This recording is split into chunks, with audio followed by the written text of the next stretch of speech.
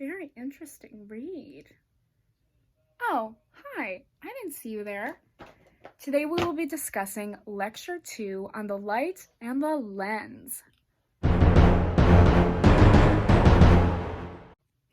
In this video today, I will be answering what the prop was in Professor Peck's Lecture 2 in his hyperreal classroom.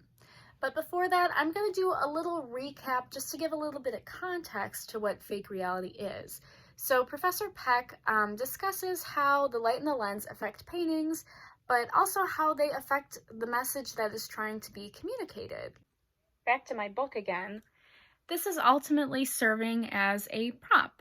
And while this is a real book that I own, I usually am not seen holding it. It usually is in a drawer or on a shelf. So it would be considered fake reality. Professor Peck also uses this idea of fake reality when kind of filming like his desk in his studio. So he has like oil paints, paintbrushes, and books laid out, while he also has a lighting source coming from above. So it kind of gives the effect that it looks like he's working on something, like most people usually have a light on when they're working on something. However, he does admit that he just arranged them that way. Typically, they are stored away where they're supposed to be. So this idea of fake reality gives communicates how that lighting can ultimately manipulate how props may look, what purpose they serve, and communicate a message to its viewers. The reason lighting is so important is because it ultimately adds drama. Not only does it give us the ability to see what's right in front of us or see different colors, but it allows us to create a mood and manipulate how people feel. So a good example would be horror films. So from nofilmschool.com, they have an article called 8 Spooky Lighting Techniques You Can Use in Your Horror Film. Not like I'd ever make a horror film, or maybe I'm making one right now, but an example they use is uplighting, and I'm going to pop up a picture of Frankenstein looking very scary right now. Pretty freaky, huh? He looks freaky because the lighting is coming from underneath him, and it is creating a shadow over him, making him look like a scary guy. It ultimately is horror films are ultimately using lighting to manipulate how you feel. And Frankenstein, while he's a person, almost kind of serves as a prop because he is what is being manipulated because of that light source.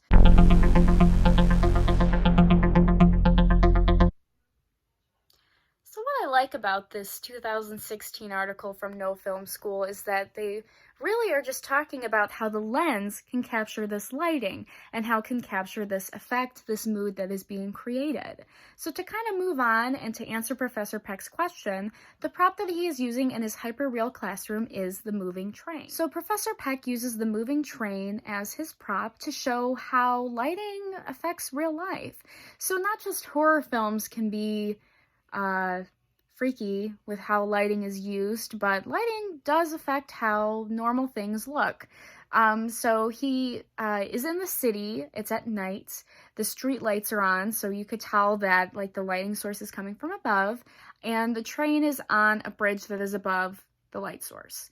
So when the train drives by, given that it's metallic as well, the light actually reflects off of it, and the train almost looks larger than life, like powerful, because of the way that the lighting is kind of, it's similar to the uplighting on Frankenstein. It kind of just looks not necessarily scary, but a little something's there.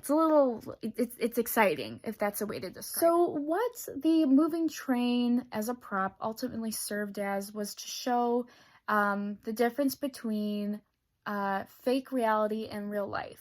So that train was real life. It had a real destination to get to. That was the real lighting. That was the real griminess of the city.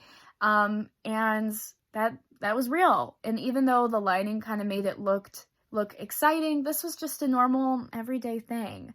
Whereas in fake reality, that light is manipulated as well as the prop in order to convey that same message.